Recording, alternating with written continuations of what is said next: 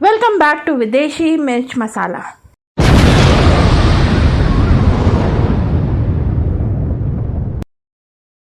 कई दिनों से मैंने कोई वीडियो नहीं बनाया, उसके लिए आई एम वेरी सॉरी।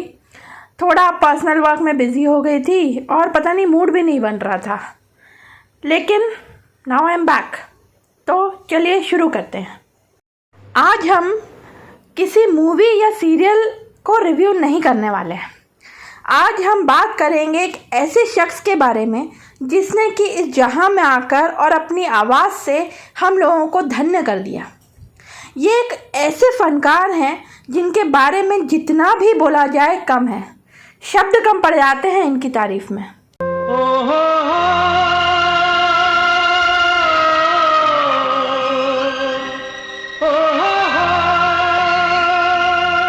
वो सिर्फ एक बहुमूल्य गायक ही नहीं, एक बेहद सरल और अच्छे इंसान भी थे।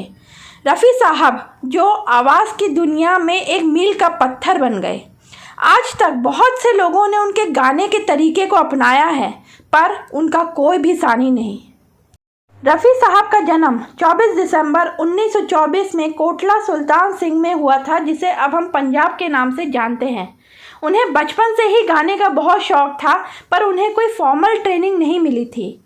एक भिखारी जो उनकी गली में आता था और वह बहुत ही सुंदर गाता था, उसके पीछे पीछे चल दिया करते थे। उनकी आवाज़ में एक ऐसी कशिश थी कि कोई भी मंत्रमुग्ध हो जाए।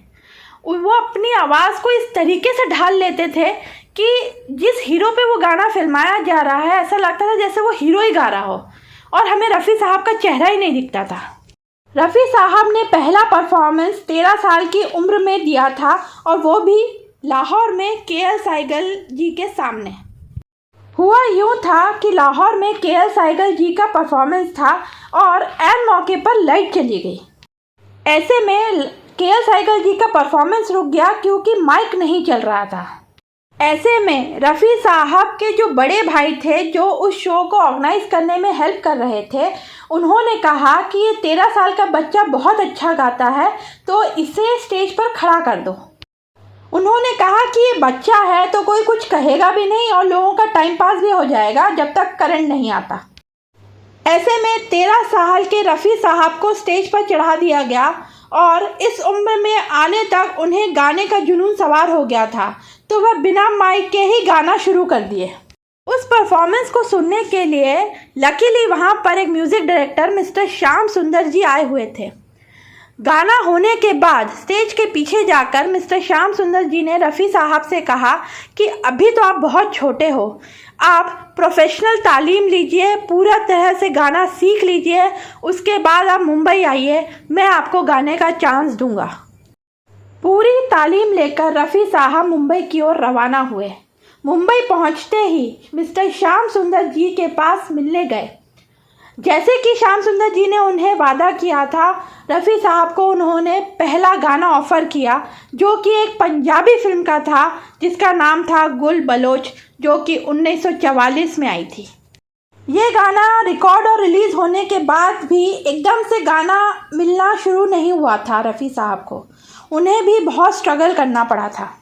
फिर उसी साल 1944 में ही नौशाद साहब का पहला गाना पहले आप फिल्म का हिंदुस्तान के हम हैं हिंदुस्तान हमारा, इस फिल्म में रफ़ी साहब को गाने का मौका मिला। हिंदुस्तान के हम हैं हिंदुस्तान हमारा, हिंदू मुस्लिम दोनों की आंखों का तारा।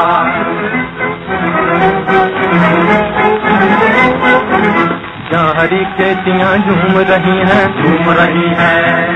उसके जननी को झूम रही है। फिर 1945 में उन्होंने फिल्म गांव की गोरी के लिए गाना गाया, जिसे वह अपना पहला हिंदी फिल्मी गाना मानते हैं। रफ़ी साहब 2 फिल्मों के 2 गानों में अपीयर भी हुए थे, फिल्म लैला मजनू 1945 और फिल्म जुगनू 1947। उन्होंने ना केवल हीरो बल्कि character artist, newcomers, comedians, इन लोगों पर भी अपने गाने फिल्माए हैं, और उन गानों को सुनकर आपको लगेगा जैसे वो पर्टिकुलर इंसान ही गा रहा है।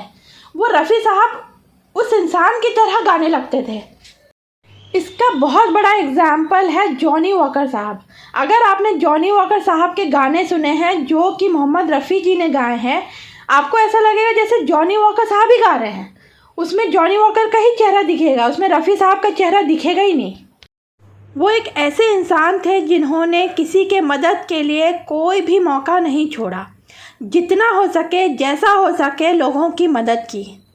जब कोई भी एस्टैब्लिश सिंगर नए म्यूज़िक डायरेक्टर के साथ काम नहीं करना चाहता था, अपने करियर को रिस्क में नहीं डालना चाहता था, ऐसे समय में रफ़ी साहब ने नए म्यूज़िक डायरेक्टरों के साथ सॉन्ग परफॉर्म करके उन्हें अपना नाम बनाने में मदद की। उन्होंने ऐसे ऐसे म्यूज़िक डायरेक्टरों के साथ काम किया जिनका तो नाम भी कोई नहीं जानता था, और ऐसे नए म्यूज़िक डायरेक्टर्स के लिए गाने गाने में या उनके साथ परफॉर्म करने में रफ़ी साहब को कोई फ़र्क नहीं पड़ता था। जैसे कि मैंने पहले कहा था कि रफ़ी साहब के बारे में बोलने के लिए इतना कुछ है कि एक वीडियो बस ही नहीं होगा, और अगर मैं सब कुछ इसमें इंक्लूड करूँ तो मेरा वीडियो बहुत ही ज़्यादा बड़ा हो जाएगा। अगर आपको ये वीडियो पसंद आया हो तो इसे लाइक करें, मेरे चैनल को सब्सक्राइब करें और बेल नोटिफिकेशन आइकन दबाना ना भूलें। अपने ओपिनियंस और सजेशंस कमेंट सेक्शन में ज़रूर दें। हम फिर मिलेंगे मेरे अगले वीडियो में इसका सेकंड पार्ट लेकर। अच्छा, तो हम चलते हैं।